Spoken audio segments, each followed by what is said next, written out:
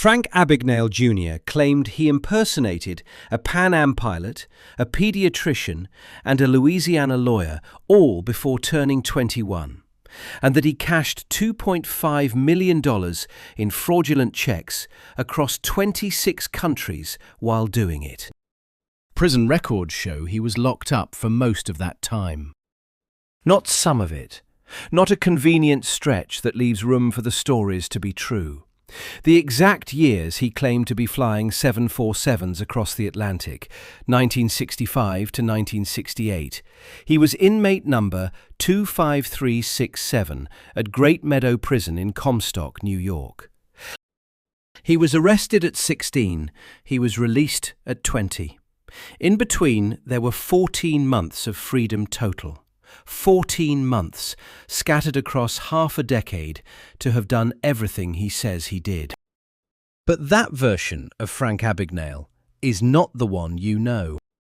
The one you know is Leonardo DiCaprio running through airports in a pilot's uniform. The one you know is a best-selling autobiography that became a Steven Spielberg film that grossed $352 million worldwide. The one you know is the charming rogue who was so good at fraud that the FBI hired him to catch other fraudsters.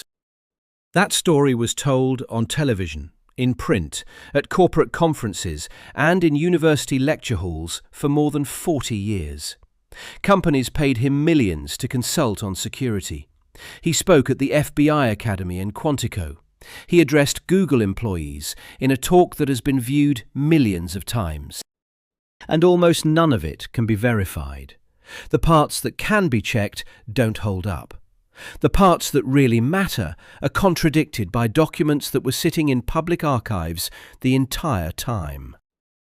The real con was not the checks. The real con was not the uniform, or the fake medical degree, or the bar exam. The real con was the story itself, and you believed it too. Frank William Abagnale Jr. is born on April 27, 1948, in Bronxville, New York, a small, affluent village in Westchester County, 20 minutes north of Manhattan. His father, Frank Abagnale Sr., runs a stationery store on Madison Avenue. His mother, Paulette, is French-born. The family is comfortable but not wealthy, solidly middle class in a town where middle class meant something specific and stable. By Abagnale's own account, and this part does appear to match what records exist, his parents' marriage collapses when he is a teenager. The divorce is messy. Young Frank is forced to choose between his mother and father in court. This much is likely true. The divorce happened. The family fractured. What Frank Jr. does next is where the documented record and his autobiography begin to diverge, and they never come back together. In his telling, the story starts at 16. He runs away from home, arrives in New York City with $200 in his checking account, and discovers that when you are a tall teenager who looks older than his age and who speaks with confidence, the world will accept your paperwork at face value. He begins writing bad checks, small ones at first. He overdrafts his own account, learns how float works, learns that banks verify deposits slower than they process withdrawals. He is a quick study, he says, in the mechanics of trust. And then the identities begin. The first, Pan Am pilot. According to Abagnale, he calls Pan American World Airways, tells them he is a pilot who has lost his uniform, and they issue him a replacement. He fabricates an employee ID using a model airplane kit and a laminating machine. He memorizes the jargon, deadheading, cockpit rotation, crew scheduling. He begins showing up at airports in the uniform. Deadheading, riding free in the cockpit jump seat, is a standard privilege for off-duty airline crew. No one questions a man in the uniform. The uniform is the credential. He describes flying over 1 million miles on Pan Am's routes across 28 countries. He describes staying in hotels on Pan Am's tab, signing for meals, walking through airports with crews who assumed he was one of them. He describes cashing payroll checks at airports using his fake employee number. This goes on, he says, for 5 years. The second identity, pediatrician. He claims he moved to Atlanta, befriended a real doctor named Dr. Frank Adams, and talked his way into a supervising resident position at a hospital in Georgia. Not treating patients directly, he is always careful to specify this, but supervising interns, reviewing charts, signing off on paperwork. For 11 months, he says, in a hospital where sick children are being treated by doctors who report to a 19-year-old with no medical training. The third identity, lawyer. He says he studied for the Louisiana bar exam by correspondence, failed it twice, passed it on his third attempt, and practiced law in the office of the State Attorney General in Baton Rouge for nearly 9 months. A Harvard law graduate on staff starts asking him questions he cannot answer. Specific procedural questions, references to cases and precedents, and Abagnale decides it is time to move on. The fourth, sociology professor at Brigham Young University in Provo, Utah. He says he taught a semester under a fake name before the university year ended, and he drifted on to the next thing. Each identity is more spectacular than the last. Each one requires you to accept a progressively more implausible set of circumstances. A teenager passing the bar, supervising doctors, teaching college students, without ever being asked for a verifiable credential. And underneath all of it, the check fraud. He claims to have cashed $2.5 million in fraudulent checks across 26 countries, using over 8,000 checks, all forged by hand, all bearing the names of institutions he impersonated. A teenager, operating alone, across 26 countries, for 5 years. It is a story so good that no one thought to check whether it was true. The book comes first. Catch Me If You Can is published in 1980, co-written with journalist Stan Redding, a reporter from the Houston Chronicle. It sells well. Abagnale is 32 years old, living in Houston and already working as a fraud consultant, a career that depends entirely on the credibility of the biography he is selling. The book is engaging. It reads like a novel. The stories are vivid and self-deprecating. Abagnale portrays himself as a scared kid who stumbled into a life of impersonation and then couldn't stop. There is a love interest. There are near misses. There is an FBI agent who pursues him across years and eventually catches him. The speaking circuit follows immediately. Corporate events, banking conferences, law enforcement seminars, insurance industry gatherings. Abagnale is a compelling speaker, funny, warm, self-aware, full of specific anecdotes that make the stories feel lived in and real. He tells audiences about the time he impersonated an airline pilot for 5 years. He describes the moment a flight attendant asked him how a certain cockpit instrument worked, and he had to bluff through the answer. He talks about walking into banks in a pilot's uniform and cashing checks that no one questioned because the uniform itself was all the identification anyone needed. He describes the terror of being in a hospital when a real emergency happens and children's lives are at stake, and he has no idea what he is doing. The details are always vivid. The dates are always approximate. And here is where the architecture becomes visible. Not the architecture of the con he claims to have run, but the architecture of the one he is actually running. Abagnale never provides documents. In 40 years of public speaking, he never produces his fake Pan Am ID. He never names the specific hospital in Georgia where he supervised doctors. He never identifies the Pan Am routes he flew with enough precision for anyone to cross-reference schedules and crew manifests.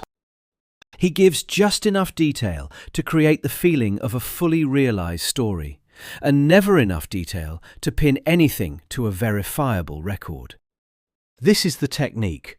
Not overwhelming evidence, the right amount of evidence in the right format across the right number of channels. A book, a speaking tour, press interviews, television appearances. Each one references the others. Journalists writing profiles quote the book. The book references events that Abagnale has described in interviews. The interviews reference the speaking tour. The speaking tour references the book. The credibility is circular.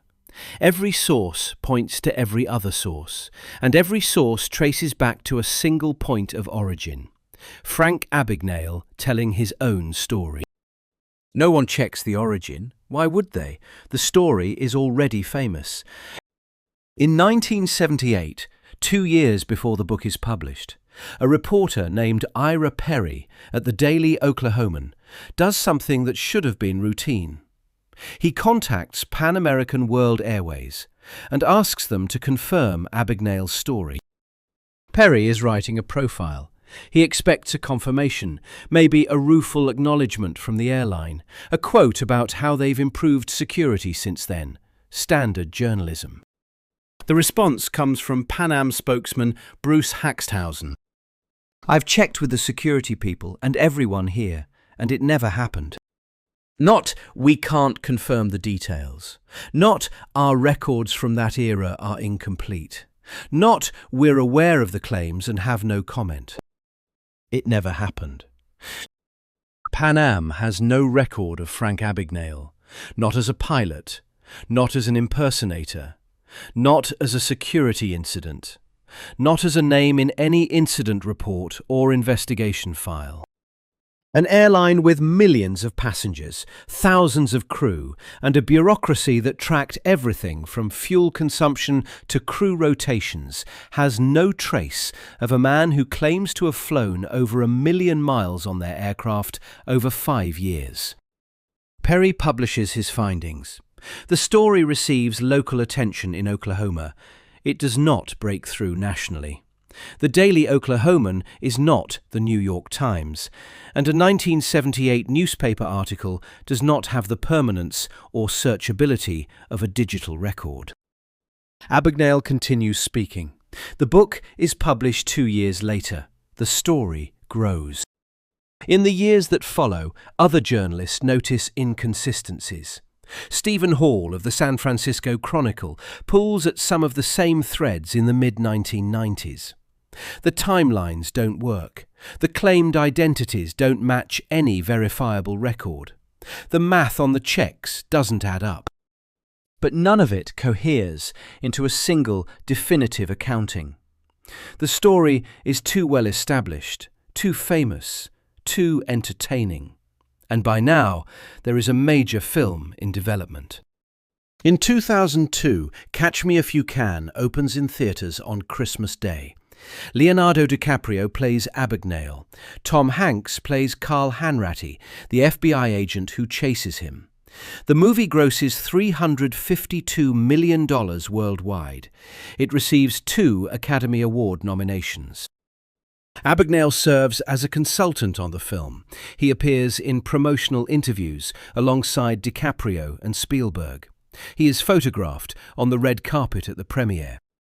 The film opens with a title card that reads, "Based on a true story."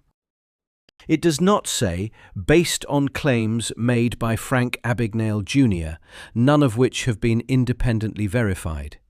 It does not say, "Based on an autobiography whose key facts are contradicted by state prison records." It says, "Based on a true story." And from 2002 onward, that title card is the credential. The speaking fees go up immediately. Abagnale now commands $50,000 per corporate appearance. He consults for AARP on elder fraud prevention.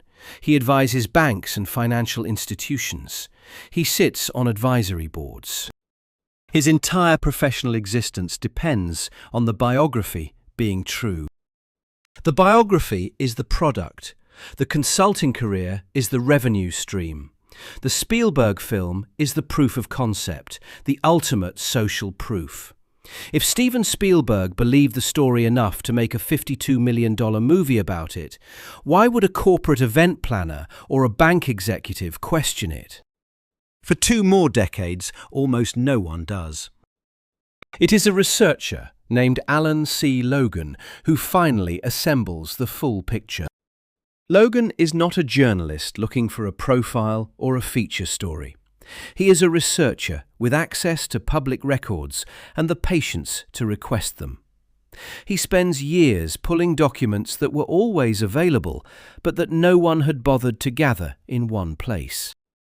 Court records from the state of New York, prison intake files from the Department of Corrections, sentencing documents, transfer paperwork between facilities, parole records, release dates. The documents tell a story that is not complicated. It is straightforward. It is boring in the way that truth is often boring when it sits next to mythology. Frank Abagnale Jr. is arrested for the first time as a juvenile. His early criminal record involves small-scale check fraud, not the globe-spanning operation he describes in the book, but the kind of petty forgery that teenagers who have run away from home and are living on their own sometimes commit. He enters Great Meadow Correctional Facility on July 26, 1965. He is 17 years old. His inmate number is 25367. He remains incarcerated, with transfers between facilities and brief periods of release that total approximately 14 months, until December 24, 1968. Christmas Eve. He is 20 years old when he walks out. The dates matter because of what Abagnale claims he was doing during those exact years.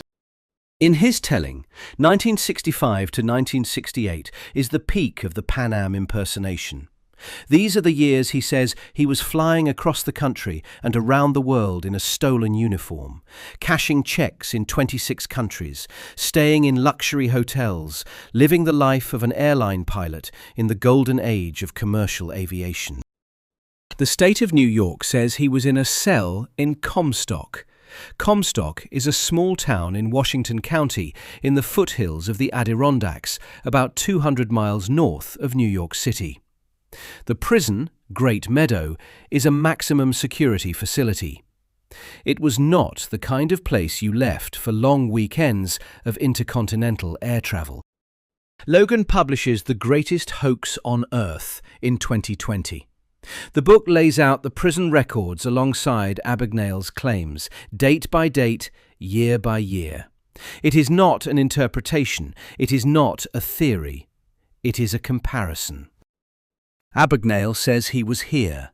The state of New York says he was there. Both cannot be true. The documented fraud, the actual criminal activity that put Abagnale in prison, involved 10 personal checks bearing a Pan American Airlines logo. Their combined total was less than $1,500. Not $2.5 million across 26 countries. Not 8,000 checks. 10 checks. Less than $1,500. Logan examines the other claimed identities with the same methodical patience. The pediatrician in Georgia. No hospital has confirmed employing him. The Louisiana bar exam. The Louisiana State Bar has no record of him passing the exam or practicing law. The BYU professorship. Brigham Young University has no record of him teaching. Each claim, examined individually, does not collapse into ambiguity. It collapses into absence. There is nothing there, not contradictory evidence, not competing accounts, nothing at all. No institution that he claims to have worked at has any record of his existence. The $2.5 million, the 26 countries, the million miles, the hospitals and law offices and university classrooms. None of it is in any file, at any institution, in any country. The response, when it comes, is not what you would expect from a man who has spent 40 years providing specific, detailed accounts of his past. Abagnale does not produce documents. He does not name the hospitals. He does not provide the flight routes. He does not explain how he was simultaneously incarcerated in upstate New York and deadheading on Pan Am flights across the Atlantic. He does not address the prison records. Instead, he stops speaking publicly. His website, which had listed upcoming appearances and contained promotional materials for corporate bookings, goes quiet. His speaking calendar empties. The man who had been giving 50 to 70 paid speeches per year at the height of his career simply stops showing up. In August 2022, Google adds a disclaimer to his talks at Google Video, the one that had been viewed millions of times, in which Abagnale tells the full story to an audience of Google employees. The disclaimer states that Google does not endorse the claims made in the talk. The video remains up, millions of views. A man describing a life that prison records say he did not live. And the platform hosting the video now acknowledges, in small text beneath the player, that the content cannot be verified. This is what the aftermath looks like. Not a dramatic collapse, not handcuffs on a runway, not a trial, not a perp walk, just a quiet retreat from public view and a disclaimer on a video. Abagnale is not charged with fraud for the autobiography. He is not charged for the speaking fees or the consulting contracts. He is not charged for anything related to the 40-year career that was built on the story. The story was never presented under oath. It was presented in a book, on stages, in interviews, in a film that said, based on a true story. Not in a deposition, not in a securities filing, not in a contract that guaranteed the claims were factual. The legal distinction between selling a story and committing fraud is real, and Abagnale has lived inside that distinction for his entire adult life. The companies that paid him millions to advise them on fraud prevention do not issue statements. The banks that hired him as a consultant do not acknowledge what the prison records show. The FBI, which featured him in training materials at Quantico, does not comment. AARP, which partnered with him for years to educate elderly Americans about scams, does not issue a statement. The silence is total and mutual. Everyone who built their credibility on his credibility has a reason not to discuss what the documents show. To acknowledge that Abagnale's biography is contradicted by prison records is to acknowledge that their own vetting failed, that they paid millions of dollars in consulting fees to a man whose primary credential was a story that a single phone call to Pan Am in 1978 could have unravelled. What remains when the story is stripped back to the documents is something smaller and stranger than the legend. A teenager from Bronxville, New York, runs away from home after his parents' divorce. He writes bad checks. He gets caught quickly. He is not a sophisticated criminal. He goes to prison. He gets out. He writes more bad checks. He goes back to prison. The total amount of documented fraud is less than $1,500. This is not a story that becomes a Spielberg film. This is not a story that fills conference halls at $50,000 per appearance. This is not a story that builds a 40-year consulting empire advising the world's largest banks. So Abagnale built a different story. He took the raw material of a juvenile criminal record, the fact that he had committed check fraud, the fact that he had been to prison, and inflated it by a factor of 1,000. The 10 checks became thousands of checks. The $1,500 became $2.5 million. The New York arrest became an international manhunt. The petty forgery became art. And then he monetized the inflated version for 4 decades. The film is still available on streaming platforms. The book is still in print. The Broadway musical adaptation, Catch Me If You Can, ran at the Neil Simon Theatre in 2011, is still licensed for regional productions. The speaking career generated an estimated $3 million to $5 million per year at its peak, though exact figures are not public, and Abagnale has never disclosed them. Over 40 years, the total is difficult to calculate and impossible to verify. But the scale is clear from the client list alone. Fortune 500 companies, federal agencies, international banks. If the prison records are accurate, and they are state documents filed by corrections officers stamped with intake dates and inmate numbers and release paperwork stored in the archives of the New York State Department of Corrections, then Abagnale's consulting career is the con. Not the checks, not the pilot uniform, not the fake medical degree, the career itself. The decades of paid appearances built on a story that the state of New York's own files contradict. He consulted for banks on how to prevent fraud. His credential for doing so was a fraud. He spoke at the FBI Academy about criminal methodology. His methodology was telling a story that no one in the room had checked. He addressed Google employees about deception. The platform later added a note saying it could not verify what he said. The loop is closed. The con artist who became famous for conning institutions spent 40 years conning institutions about the fact that he had conned institutions. Frank Abagnale Jr. is 77 years old. He has not made a public appearance since the research became widely known. No criminal charges have been filed related to his autobiography, his speaking career, or his consulting practice. The autobiography said he impersonated a pilot, a doctor, a lawyer, and a professor, all before age 21. It said he cashed $2.5 million in checks across 26 countries. It said the FBI was so impressed by his criminal skills that they recruited him to work for them. The state of New York says he was in a cell. Pan Am says it never happened. The hospitals have no record. The bar has no record. The university has no record. And for 40 years, no one who paid him checked.